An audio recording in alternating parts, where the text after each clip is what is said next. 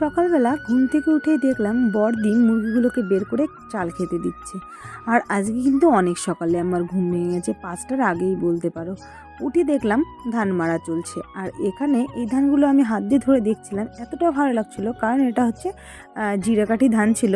হাত দিয়ে ধরছিলাম, মনেই হচ্ছিল না ধান ধরছিলাম, তাই আমি একটু বেশি বেশি করে ধরছিলাম। আর ভীষণ সুন্দর লাগছিল, হাতের ভিতরে মনে হচ্ছে সর্ষে ধরছি, এরকম একটা ব্যাপার।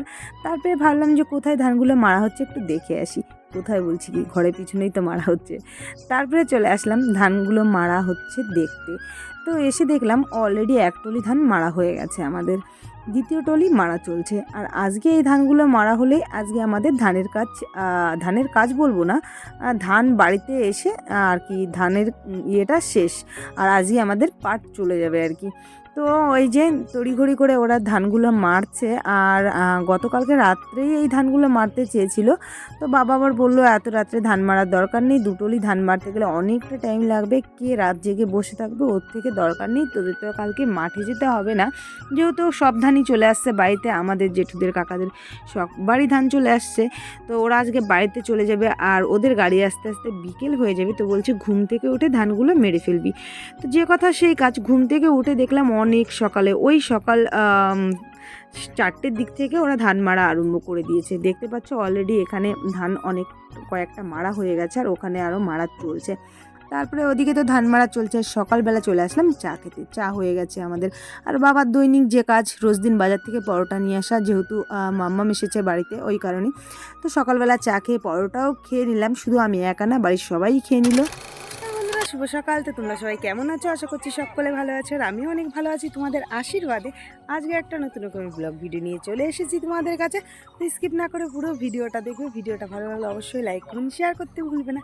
এখন বাজে সকালে 7:30, 7:30 থেকে ব্লগটা স্টার্ট করছি। ঘুম ভেঙে গেছে অনেক সকালে, ওই 5টার দিকে। তো 5টার সময় উঠে টুকিটাকি যেগুলো জিনিস হয়েছে বাড়িতে, সেগুলো তো টুকিটাকি তোমাদের সঙ্গে আমি শেয়ার করেছি। আর এখন আমি এন্ট্রিটা দিয়ে দিলাম। তো এখন সকালবেলা আর কি টিফিন করে চলে এসেছি, তোমরা দেখলে। বাজার থেকে পরোটা নিয়ে এসেছিলো, পরোটা খেয়ে নিয়েছি, চা মুড়ি সবই খাওয়া হয়ে গেছে। আর এখন চলে এসেছি খোলেনে আমরা খড় নাড়ার জন্য, কারণ আজকে আমাদের পাট চলে যাবে। তো আর যে ধানটা কাটা ছিল ওটা ছিল সরু ধান। তো সরু ধানটা ঠিকঠাক করে রোদ পায়নি, একটু কম আছে। তো এই কারণে খাড়টাও আর কি একটু ভিজে আছে। তো খাড়টা আমাদের মেলতে হবে। তো চলো সারাদিন কী কী করবো না করবো সব কিছুই তোমাদের সঙ্গে শেয়ার করবো। আমার সঙ্গে থাকো, দেখতে থাকো। ধান তো মারা হয়ে গেছে অনেক সকালে, কিন্তু এই খ্যারগুলো না অনেকটা ভিজা আছে, তাই এই খ্যারগুলোকে আমাদের রোদ্রে শুকাতে হবে। এই কারণে আমরা সবাই মিলে এসে খ্যারগুলো খোলেনে মেলে দিচ্ছিলাম। সম্পূর্ণ খাড় ধান আমাদের মাঠ থেকে শুকিয়ে আনা হয়েছে, কিন্তু এই ধানগুলো আর কি শুকিয়ে আনা হয়নি, কারণ আমাদের পাট চলে যাবে। এই কারণে কেটে একদিন মাত্র রাখা হয়েছিল। তো ওই জন্য আর খড়গুলোও শুকানো হয়নি, ধানগুলোও শুকানো হয়নি। খড়গুলো আজকে আবার রোদ্রে দিতে হবে, এই কারণে সবাই মিলে, আমি বড়দি মিলে মেলছিলাম খড়গুলো। তো খড় মিলে দিয়ে এসে উঠানে চলে আসলাম ধান নাড়তে। খুশিদি চলে এসেছে, তো খুশিদিকে নিয়ে আমি বড় পট দিয়ে ধানগুলো ছড়িয়ে দিচ্ছিলাম, আর বড়দি কিন্তু সাইডে ছোট পট দিয়ে ধানগুলো সব আর কি সমানভাবে করে দিচ্ছিল। আর আজকে মাত্র দুটো উঠানেই ধান নেড়েছি, এই উঠানটায় আর সাইডের একটা উঠানেই নেড়েছি। আজকে কিন্তু খুব বেশি করে ধান নাড়িনি। আর রোদটাও তেমন একটা নেই, আকাশে মেঘলা ভাব, যখন তখন আবার বৃষ্টি নামতে পারে, দুদিন ধরে এরকমই হচ্ছিল। ওই কারণে অল্প অল্প করে নেড়ে দিচ্ছিলাম। তো এই যে খুশিদ্বীপ টানছিল আর আমি পট ধরেছিলাম। তো আমাদের ধান মেলার পরে আবার খাওয়া দাওয়া করতে হবে, বেশ খানিকটা বেলাও হয়ে গেছে। তো খিদেও পেয়ে গেছে, তো ধান মেলে বলছিলাম যে ভাত খেয়ে নেব। আর এদিকে দেখো আমার কিন্তু ভাত খাওয়া হয়ে গেছে ধান মেলে এসে। তারপরে আমার কিছু একটা খাওয়ার ইচ্ছা হচ্ছিলো, ঘরে দেখলাম এই খাবারটা আছে। এটা কিন্তু লম্বু না, লম্বুর মতন দেখতে, এটা শুধু মন ভরে, পেটও ভরে না, কিছু না। নতুনত্ব কী খাবার আমি জানি না, লম্বুর মতন কিন্তু লম্বু না, বেশ টোস্ট টাইপের আর কি কিছু একটা খাবার। তো যাই হোক, তারপরে চলে আসলাম রসুন ছুলতে। আমি আর বড়দি বেশ কয়েকটা রসুন নিয়ে বসে গেলাম ছুলতে, কারণ আজকে আমাদের পাট চলে যাবে, তাদেরকে খেতে দিতে হবে, এই কারণে মাংস রান্না হবে, তাই রসুনগুলো ছুলে নিলাম। তারপরে বাজার থেকে মাংস চলে এসেছে, দেখতে পাচ্ছ 6 কিলোর মতন মাংস আনা হয়েছে এখানে। তো বড়দি, মেজদি আর খুশিদি মিলে পরিষ্কার করছিল মাংসগুলো, বাজার থেকে কেটে নিয়ে এসেছিলো, তারপরে ঠিকঠাক করে দেখে নিচ্ছিল মাংসগুলোকে আর কি, পরিষ্কার করে নিচ্ছিল। আমি আজকে মাংসতে একদম হাত দিইনি, তারপরে আমি চলে আসলাম ডাল আর কি সিদ্ধ বসাবো বলে। তো এই যে প্রেশার কুকারে ছোটো বুটের ডালগুলো দিয়ে দিচ্ছিলাম, খুব ভালো করে ধুয়ে নিয়ে তারপরে প্রেশার কুকারে একটা সিটি মেরে নেব, একটা কি দুটো, তাহলে আর কি মায়ের রান্না করতে খুব সুবিধা হবে, তাড়াতাড়ি হয়ে যাবে। যেহেতু আজকে প্রচুর পরিমাণে গরম পড়েছে আর মা কিন্তু কাঠের উনুনে রান্না করছে সবার জন্য। তো এদিকে আবার ধানের কাজবাজও করছে মায়ের, তো ওটা কাজবাজ হচ্ছেই, আবার রান্নাবান্না করছে, তো মায়ের প্রচুর পরিমাণে চাপ পড়ে যাচ্ছে। তো তারপরে আমি ভাবলাম যে প্রেশার কুকারে ডালগুলো দিয়ে দিই, তাহলে তাড়াতাড়ি হয়ে যাবে। তো প্রেশার কুকারে ডাল বসিয়ে দিয়েছে, আর এই যে দেখো এত বড় হাঁড়িতে আজকে রান্না বসিয়েছে মা। আর এখানে শুকনো লঙ্কা ভিজিয়ে রাখা আছে, মিক্সিতে পেস্ট করা হবে। এখানে মা পেঁয়াজগুলোকে কেটে নিচ্ছিল, এখানে আমি আলু ছুলে রেখে দিয়েছিলাম, আর মাংসগুলোকে ধুয়ে নিয়ে চলে আসা হয়েছে। তো মাংসগুলো থেকে অনেকটা জলও বেরিয়ে গেছে। আর এদিকে মিক্সিতে মশলাগুলো করে রাখা হয়েছে। ভয়ে ভয়ে একটু ছিলাম, লাইন যাচ্ছিলো আসছিলো, আজকে কিন্তু লাইনটা খুব ভালো ছিল না। তো এই কারণে মশলা মিক্সিতে করতে পারবো কি না, ওদিকে অনেক কয়েকটা মাংস, তো হাতে বেটে করতে গেলে অনেক টাইম লাগবে আর অনেকটা কষ্ট হবে, এই কারণে মিক্সিতেই করে নিলাম। তারপরে মা যে রান্না বসিয়ে দিয়েছে, দেখতে পাচ্ছ অলরেডি ডাল, তারপরে মিষ্টি কুমড়া ভাজা, ভাত হয়ে গেছে। আর এদিকে একটা কড়াইতে ধরবে না অতগুলো মাংস, এই কারণে মা দুভাগে ভাগ করে নিয়েছে। ওইখানে এক ভাগে আর কি রান্না বসিয়ে দিয়েছে, মাংস কড়াইতে তোমরা দেখতে পেয়েছো। আর এখানে আবার মা রান্না বসাবে এইটুকুন আর কি, তাই মা ভালো করে সব মশলা দিয়ে মেখে রাখছে আগে থেকে। আর এখানে তো মাংস রান্না চলছে, দেখতে পাচ্ছ তোমরা।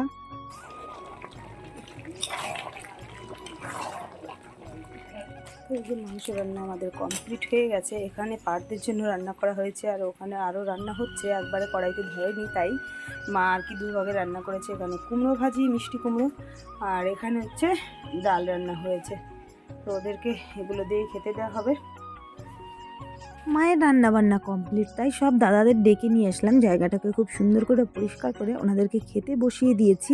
আর এখানে মেজদি, আমি আর বৌদি মিলেই খেতে দিচ্ছিলাম। বড়দি ওখানে খোলেনি ছিল, ধানের কাজ করছিল, খড়ের কাজ, তো ওখানে আর আসেনি। আমরাই সবাই মিলে খেতে দিচ্ছিলাম, তেমন বেশি লোকও না, অল্প কয়েকজন ছিল, তো এই কারণে আমরাই এই তিনজনে মিলে দিচ্ছিলাম। আর ওখানে দেখো আমার পুচকু বাবাও এসে খেতে দিচ্ছিলাম, আমরা সবাইকে দেখছিল। ও শুধু একা একা ঘরে কেন থাকবে, ওর কি ভালো লাগবে বলো তো, তাই ও চলে আসলো আমাদের কাছে, আমার পুচকু বাবা।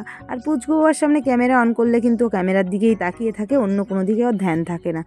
তারপরে এই যে আবার চারজন দাদা পরে আসলো, তো ওনাদেরকে আবার আমি খেতে দিচ্ছিলাম। আর দাদাদের এখনও গাড়ি আসেনি, তো প্রথম বলেছিল একটু পরে খাবো, তারপরে বললো না এখনই দিয়ে দাও, এখনই খাবো। তাতে আমাদের একটু সুবিধা হলো, কারণ আমাদের খড়ধান মেলা আছে, দাদাদের খেতে দিয়ে আমরা ওই কাজগুলো তাড়াতাড়ি করে সেরে নিতে পারবো, এই জন্য। তো দাদারা খেয়ে নিচ্ছে, খাওয়ার পরে আমরা আবার সেই খোলেনে যাব। ওখানে তোমরা একটু দেখেছো হয়তো ক্লিপসে, যে খড়গুলোকে একটু গুছিয়ে রাখা হয়েছে। আর আমি তো ভাত এনে এনে সব দাদাদের ভাত দিচ্ছিলাম, বৌদি দিচ্ছিল মাংস, আর মেজদি ডাল এটা ওটা দিচ্ছিল, জল দিচ্ছিল, পাতা দিচ্ছিল, এরকমই। তো যাই হোক, দাদাদের খেতে দিয়ে চলে আসলাম এবার খোলেনে। আর দেখতে পাচ্ছ বাবা কিন্তু খড়ের পালায় উঠে গেছে, আর খুশিদি আর বড়দি মিলে মানে খড়গুলোকে বেঁধে দিচ্ছিলো। তারপরে আমিও চলে আসলাম। তো আমাদের খড় ভুর করা হয়ে গেছে, আর এই দাদাদের এখনও গাড়ি আসেনি যে ওনাদের ধানের বস্তাগুলো লোড করবে। তো এই কারণে বাবা আবার বললো আমাদের অল্প কিছু ধান মেলা আছে, তোমরা ধানগুলো একটু এক জায়গায় জড়ো করে দাও। ধানগুলো যদিও আমাদের শুকায়নি, কালকে আবার আমাদের মেলতে হবে। তো দাদারা সত্যি অনেকটা ভালো, খুব মানে কাজবাজ খুবই স্পিডে করে। তো ওনাদের জন্যই আমাদের সম্ভব হয়েছে ধানগুলো এত তাড়াতাড়ি আমাদের বাড়িতে নিয়ে আসা। আমাদের মাঠে বসে একটু বৃষ্টি পাইনি, খুব ভালোভাবে আমরা ধানের আর কি ধানগুলো আমাদের বাড়ি এসেছে। তো দাদারা ধান টান আমাদের গুছিয়ে দিয়ে তারপরে একটু টাইম বসেছিল। আর এখন কিন্তু সন্ধ্যা লেগে গেছে, ওনাদের গাড়ি চলে আসছে, আর ওনাদের ধানও লোড করা হয়ে গেছে। যেহেতু ওনাদের এতক্ষণ বাড়িতে পৌঁছিয়ে যাওয়ার কথা ছিল, কিন্তু ওনাদের গাড়িটা আসেনি। এই আসছি বলে বলে সন্ধ্যা 6:30 বাজিয়ে দিয়েছে, জানো তো। ওনাদের বাড়িতে পৌঁছাতে পৌঁছাতে রাত 10টা বেজে গেছিলো। তো কী আর করার আছে, বলেছে এই আসছি, তারপরে অবশ্যই এসেছে। তো ওনারা এখন চলে যাবে, আর আমাদের বাড়িটা তো পুরো ফাঁকা হয়ে যাবে, একদম ভালো লাগবে না। বেশ কয়েকদিন ধরে ওনারা ছিল, বাড়িটা একদম ভরা ভরা ছিল, আর এখন তো চলে যাবে, বাড়িটা পুরো খালি হয়ে যাবে। একটা কথা বললেই নয়, আমাদের বাড়িতে আরও অনেক পার্ট এসেছে, আগেও এসেছে, আরও হয়তো ভবিষ্যতে আসবে। কিন্তু এই দাদাগুলো সত্যি অনেকটা ভদ্র, অনেকটা ভালো। ওনারা যে আমাদের বাড়িতে থেকেছে এখানে, আমরা বুঝতেই পারিনি এই কয়েকদিন যে আমাদের বাড়ি পার্ট আছে, এরকম কোনো কিছুই আমরা বুঝিনি। তো যাই হোক, দাদারা চলে যাচ্ছে এখন, দাদা ভাই সবাই, অনেক ছোট একটা ভাইও আছে যে সেকেন্ড ইয়ারে পড়ে, সেও আসছে এখানে ধান কাটতে। আর ওরা বারবার টাটা দিচ্ছিল, বলছিল দিদি ঘুরতে যাবে আমাদের এখানে। তারপরে আমরা আবার বললাম সামনেবার আবার আসবা, বললো হ্যাঁ আসবো, তো বেশি বেশি করে তোমরা ধান লাগাবে, আমরা আবার আসবো। এই দাদারা গত বছরও এসেছিলো আমাদের বাড়িতে। আর সত্যি বলছি, এত সুন্দর কাজ করে, এত স্পিডে কাজ করে, খুব ভালো কাজ করে এরা। তো এই যে দাদারা চলে গেল। তো আমার ভিডিওটা যদি তোমাদের ভালো লেগে থাকে অবশ্যই একটা লাইক করে দেবে, কমেন্ট করবে। কমেন্ট না করলে আমি বুঝতে পারবো না কার ভালো লাগছে না খারাপ লাগছে। তো যাই হোক, ভিডিওটা এখানেই শেষ করছি, দেখা হচ্ছে নতুন ভিডিওর সঙ্গে।